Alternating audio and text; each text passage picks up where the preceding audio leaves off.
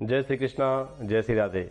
मित्रों, मैं आचार्य प्रमोद मिश्रा आप सभी का हार्दिक स्वागत और अभिनंदन करता हूँ। मित्रों, आज कार्तिक महात्म्य कथा के अंतर्गत आपको मैं सुनाऊंगा 19वें अध्याय की कथा। आज सुनेंगे आप इस 19वें अध्याय कथा में कि राजा पृथु ने नारद जी से क्या प्रश्न किया और साथ साथ भगवान विष्णु की अगली लीला क्या होती है और किस तरह से जलंधर की पत्नी यानी वृंदा का किस तरह से पतिव्रत धर्म को भ्रष्ट किया।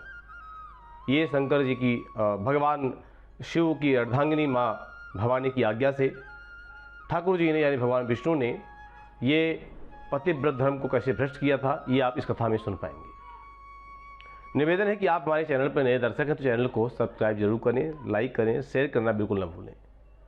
तो प्रारंभ करते हैं कथा। उससे पहले हम आपको शंख ध्वनि सुनाएंगे। शंख ध्वनि आप भी कीजिएगा।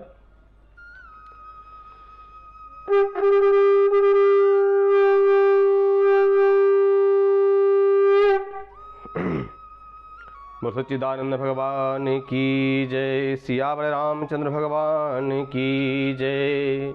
जैसा राजा पृथु कहते हैं कि हे नारद जी, अब आप ये बताइए कि भगवान विष्णु ने वहां जाकर क्या किया, किस तरह से जलंधर की पत्नी का पतिव्रत धर्म भ्रष्ट किया।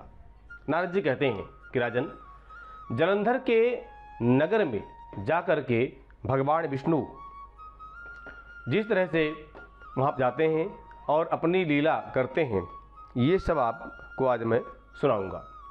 तो कहते हैं कि पतिव्रत धर्म भ्रष्ट करने का विचार किया भगवान ने। वह उसके नगर के उद्यान में जाकर ठहर गए। रात में उसको स्वप्न दिया। वह भगवान विष्णु की माया और विचित्र कार्य पद्धति थी और उसकी माया द्वारा जब वृंदा ने रात में वह स्वप्न देखा कि उसका पति नग्न होकर सिर पर तेल लगाए हुए महिष पर चढ़ा है, महिष यानी भैंसा, उस पर चढ़ा हुआ है। वह काले रंग के फूलों की माला पहने हुए है तथा उसके चारों ओर हिंसक जीव हैं। वह सिर मुड़ाए हुए अंधकार में दक्षिण दिशा की ओर जा रहा है। उसने नगर को अपने साथ समुद्र में डूबा हुआ इत्यादि बहुत से स्वप्न देखे। तत्काल ही वह स्वप्न का विचार करने लगी। इतने में उसने सूर्य देव को उदय होते हुए देखा तो सूर्य में उसे एक छिद्र दिखाई दिया और वह कांतिहीन था।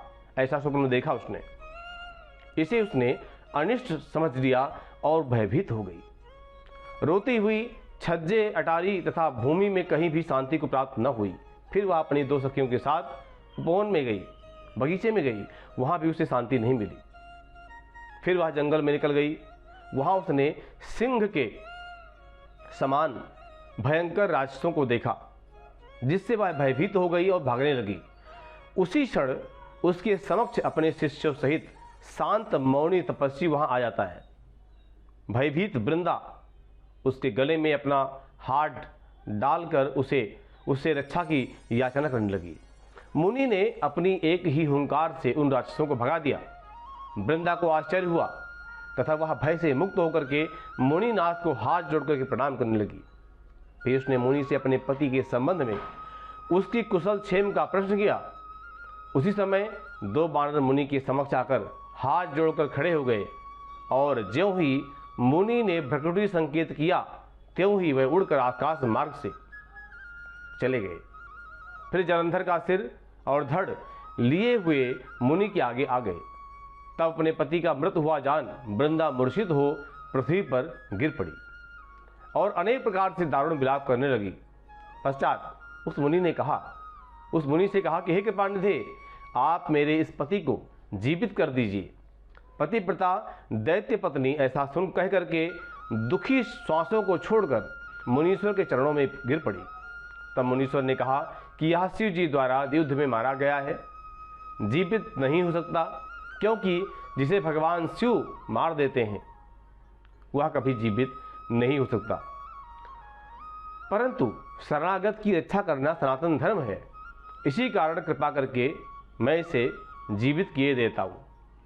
नारद जी ने आगे कहा राजा पृथु से कि वह मुनि साक्षात विष्णु ही थे, जिन्होंने ये सब माया जाल फैला रखी थी। वह वृंदा के पति को जीवित करके अंतर्ध्यान हो गए। जलंधर ने उठकर वृंदा को आलिंगन किया और मुख को चूमा। वृंदा भी पति को जीवित हुआ देख करके अत्यंत हर्षित हुई और अब वह जो अब तक हुई बातों को स्वप्न समझा कि ये स्वप्न ही था। पश्चात वृंदा सकाम हो बहुत दिनों तक अपने पति के साथ विहार करती रही। एक बार सुरत एवं संभोग काल के अंत में उन्हीं विष्णु को देखकर उन्हें ताड़ित करती हुई बोली कि हे पराई स्त्री से गमन करने वाले विष्णु, तुम्हारे शील को और धिक्कार है। मैंने जान लिया है कि मायावी अवश्य तुम ही थे। इस प्रकार कह करके कुपित हो पतिव्रता वृंदा ने अपने तेज को प्रकट करते हुए भगवान विष्णु को श्राप दे दिया कि तुमने माया से 2 राक्षस मुझे दिखाए थे, वही दोनों राक्षस किसी समय तुम्हारी स्त्री का हरण कर लेंगे। सर्पेश्वर जो तुम्हारा शिष्य बना है यह भी तुम्हारा साथी रहेगा। जब तुम अपनी स्त्री के विरह में दुखी होकर विचरोगे उस समय वानर ही तुम्हारी सहायता करेंगे। ऐसा कहती हुई पतिव्रता वृंदा अग्नि में प्रवेश कर गई। ब्रह्मा आदि देवता आकाश से उसका प्रवेश देखते रहे। वृंदा के शरीर का तेज पार्वती जी के शरीर में जाके चला गया। पतिव्रत के प्रभाव से वृंदा ने इस संसार से मुक्ति प्राप्त की। तो दर्शकों, यह कथा बिल्कुल यही समाप्त होती है। अगले अध्याय में आप कथा सुनेंगे 20वें अध्याय की। तब तक प्रतीक्षा करें अगले अध्याय की। और निवेदन है कि आप चैनल पर नए दर्शक चैनल को सब्सक्राइब जरूर करें। बहुत बहुत धन्यवाद। सादर नमस्कार। जय श्री कृष्णा, जय श्री राधे।